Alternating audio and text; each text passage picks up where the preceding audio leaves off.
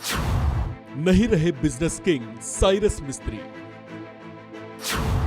Tata group से क्या था नाता? साइरस टाटा के बीच क्या था विवाद? एक दूसरे के खिलाफ क्यों पहुंचे थे कोर्ट? देश के नामी बिजनेस टाइकून साइरस मिस्त्री का एक सड़क हादसे में निधन हो गया है।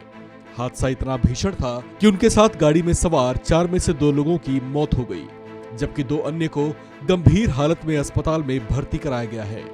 उनके अचानक चले जाने से देश का उद्योग जगत सन्न रह गया है। राष्ट्रपति मुर्मू और प्रधानमंत्री मोदी ने उनके निधन पर अपनी संवेदना व्यक्त की है।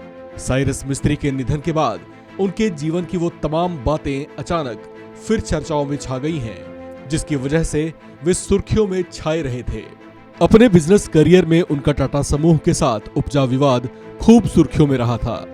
ये वो विवाद था जो देश ही नहीं बल्कि कई विदेशी पत्रिकाओं में भी खूब छाया रहा। उस वक्त इनका विवाद कॉर्पोरेट बैटल के नाम से खूब चर्चित रहा था।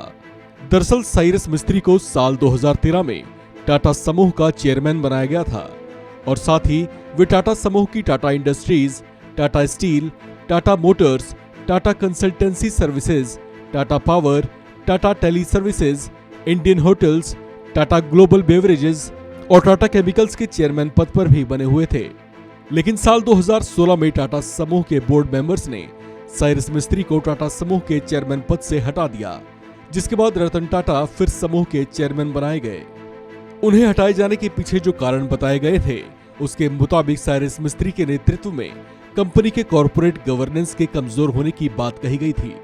पद से हटाए जाने से साइरस इस कदर नाराज थे कि उन्होंने NCLAT यानी national company law appellate tribunal में टाटा सन्स के खिलाफ शिकायत कर दी।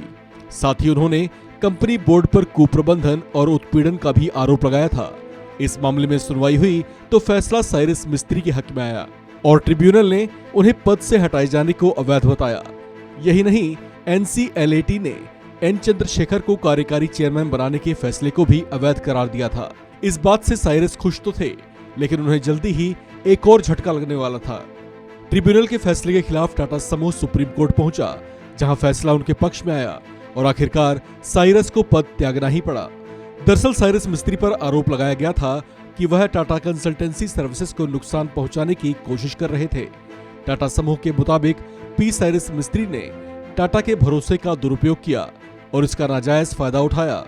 वह टाटा ग्रुप की सभी बड़ी फर्मों को अपने कंट्रोल में लेना चाहते थे।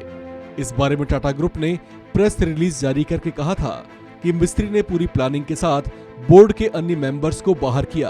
कहा जाता है कि टाटा समूह का एकमात्र प्रतिनिधि बनने के लिए मिस्त्री ने अपनी पूरी ताकत झोंक दी थी। इस पर टाटा सन्स का कहना था कि मिस्त्री के नेतृत्व में टाटा समूह के 100 साल पुराने ढांचे को नुकसान पहुंचा था। इस खबर में फिलहाल इतना ही। बाकी अपडेट्स के लिए बने रहिए वन इंडिया हिंदी के साथ।